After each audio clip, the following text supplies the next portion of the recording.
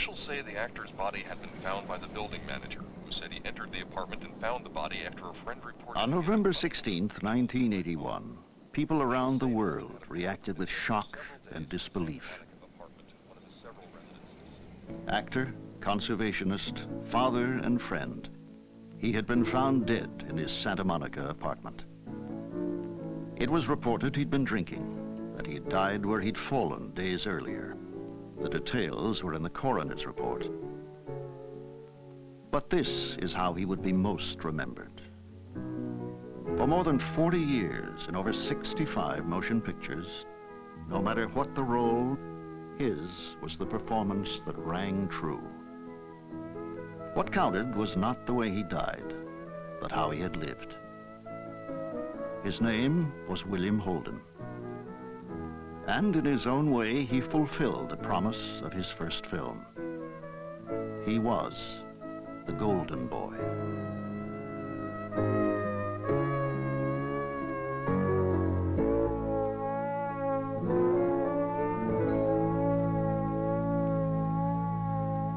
He had an honesty that worked for him. And it wasn't something that he was playing. You believed him, you see. If Bill said a line, it could be, you believed him. He didn't seem full of himself the way a lot of actors tend to get when they're successful. He was not at all sure that this was going to last, this movie business, you know. And I don't know that he ever was really convinced that he had arrived. He was a rare bird. You don't find men, certainly men actors.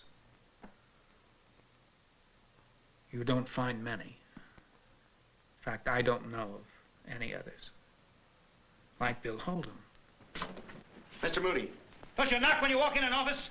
Sorry, I forgot. If you want out. The minute that kid walked in, I felt the right feeling. And I hope to God that when he opened his mouth, he has a good voice. And he opened his mouth, and he did have a good voice. And he was exuberant. He was just all over the place. He couldn't sit still. We put him under contract even before a test was made. That test was seen by studio heads at Columbia Pictures, who immediately negotiated for half of Bill's contract. When this 21-year-old newcomer was given the leading role in a major motion picture, the possibility of instant success seemed suddenly within reach. The film was Golden Boy. He had to get to the studio early each morning to have his hair darkened and curled. There were lessons in holding a violin and bow. And he had to train intensively for the movie's fight scenes. But nothing lessened Bill's determination to prove himself. Papa, I want to own things and to give things. Everything you want from breakfast until you turn out the light. He would drop into my office during the filming of the picture if he had a half a day off. And we got to talking about how it was going, and all he could talk about was Barbara Stanwyck. He said she was the most wonderful, she was a saint as far as he was concerned. The help she was to him. I saw your future in big electric lights. It's a pity never to see you in action again. Used to be a thrill. Lorna, you're not kidding me, are you?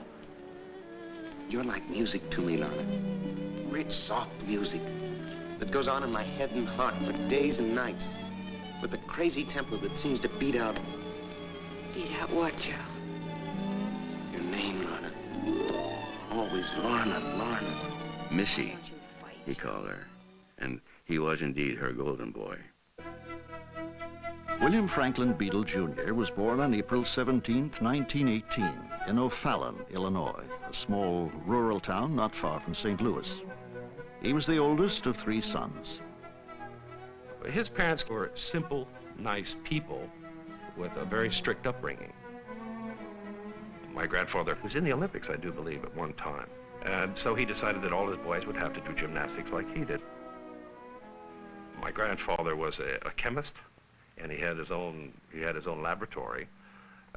It was a very modest situation, and I think probably coming out to Pasadena must have been quite a change. And so he was very strict with them because he wanted them to keep the values that he had instilled in them.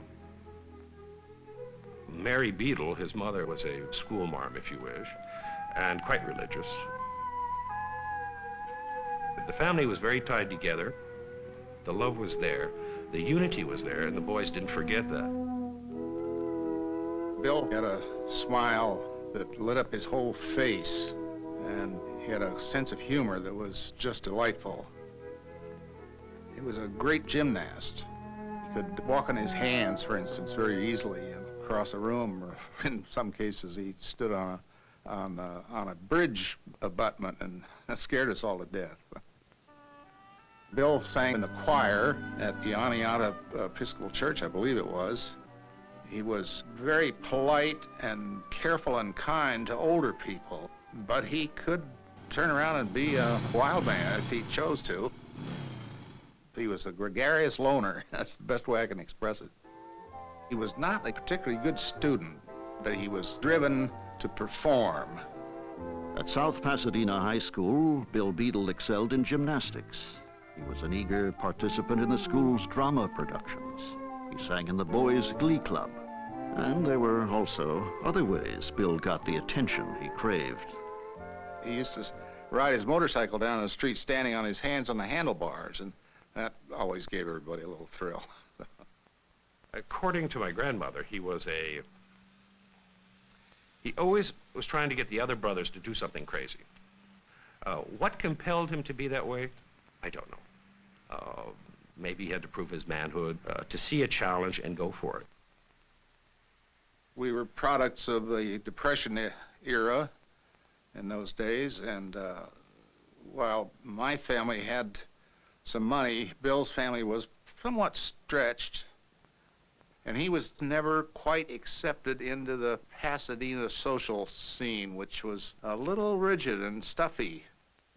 And I went to a lot of parties as a late teenager that he wasn't invited to in Pasadena. And I think that hurt him a lot. To please his parents, who hoped he'd enter his father's business, Bill took chemistry courses at Pasadena Junior College. Then, a friend suggested he join the Pasadena Community Playhouse. In his very first play, he came to the attention of the head of new talent at Paramount Pictures. The minute he was under contract, we took him down to the publicity department, and Terry said, "We'll have to do something about your name." The telephone rang on Terry's desk. He picked the phone up, talked with whoever he was talking to, and said, "Fine, good to hear from you." Hung up, and all of a sudden he said, "That's the next editor I used to work for, Bill Holden." He said, "Your name is Bill Holden from now on." There is approximately 30 miles between Hollywood and Pasadena. I think the main concern of my father's mother, Mary Beadle, is that Hollywood had all sorts of unusual reputations.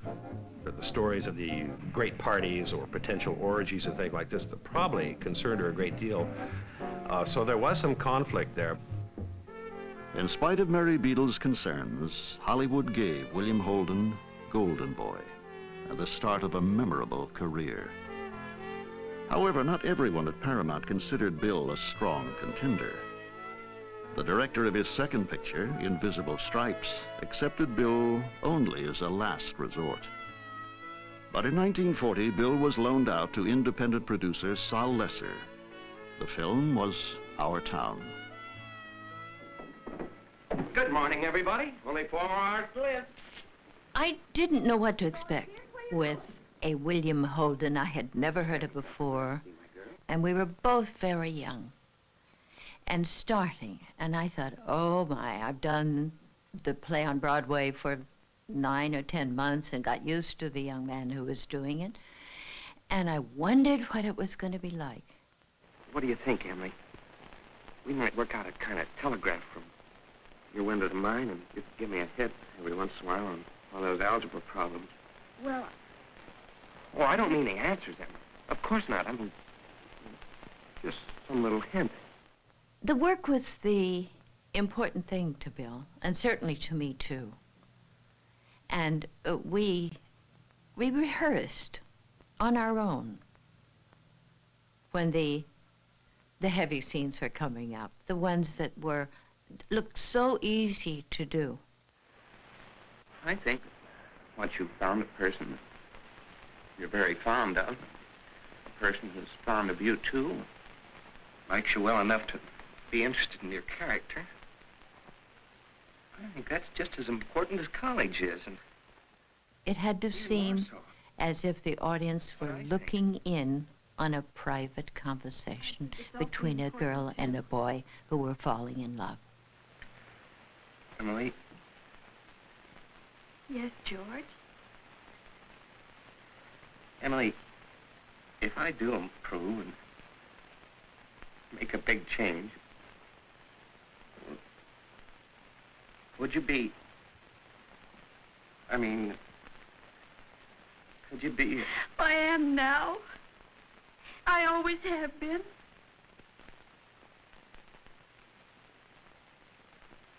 So I guess this is a pretty important talk we've been having. Bill was extraordinary. So easy, so comfortable. Oh, it was a very special time in my life. You know, where he was the ideal, the ultimate boy next door. He was sort of a typical California, you know, good-looking, well-set-up young man. And humored, bright. He fulfilled the appellation of Smiling Jim. And Smiling Jim roles were what Paramount and Columbia invariably offered Bill. Time!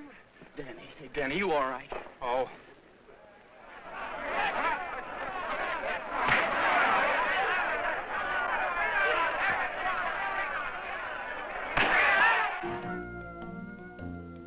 When I was put under contract to Columbia, Bill was put under contract at that same time, and Mr. Cohen, the president of Columbia Studios.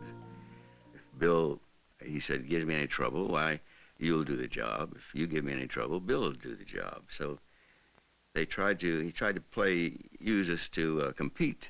Hey, you feel all right? Yeah. That $50 makes everything all right.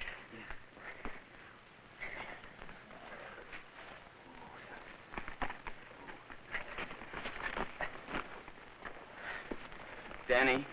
Yeah. We got that $50. What? Well, I bet it on Dutch Henry. You what? You what? But we didn't compete. The more they tried to make us compete, the more closer we became as friends.